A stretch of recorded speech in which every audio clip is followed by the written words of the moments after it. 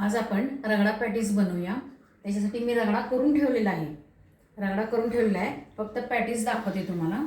बटाटे उकडून बारीक करून घेतलेले आहेत। त्याच्यात ही कोथिंबीर आणि कांदा घालून घेणार आहे। त्याच्यात 1 चमचा साधारण मोठासा डाळीचं पीठ घालायचं, चवीपुरतं मीठ घालायचं आहे आणि तांबडं तिखट त्यात थोडंसं चवीपुरतं घालून घ्यायचं आहे। धने जिऱ्याची पावडर किंवा गरम मसाला घातला तरी चालणार आहे।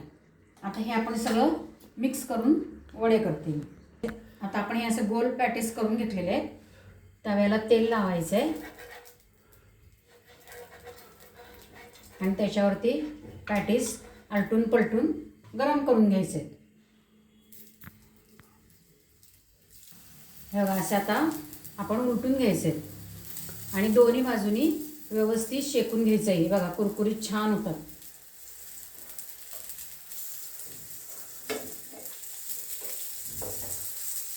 पॅटीस छान भाजून झालेले आहेत बघा आगनं पूर्ण।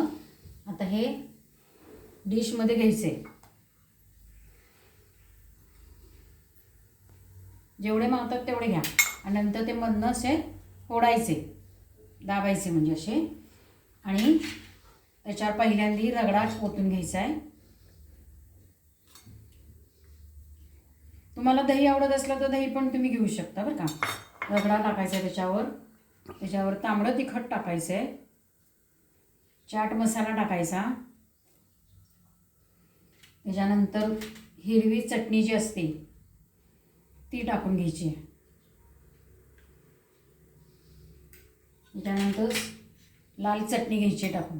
लाल चटणी नसेल सॉस टाका, तुम्हाला जे आवडतं ते टाका तुम्ही। त्यानंतर थोडंसं मीठ टाकायचं त्याच्यावर। आता त्याच्यावर कांदा, कोथिंबीर आणि बारीक शेव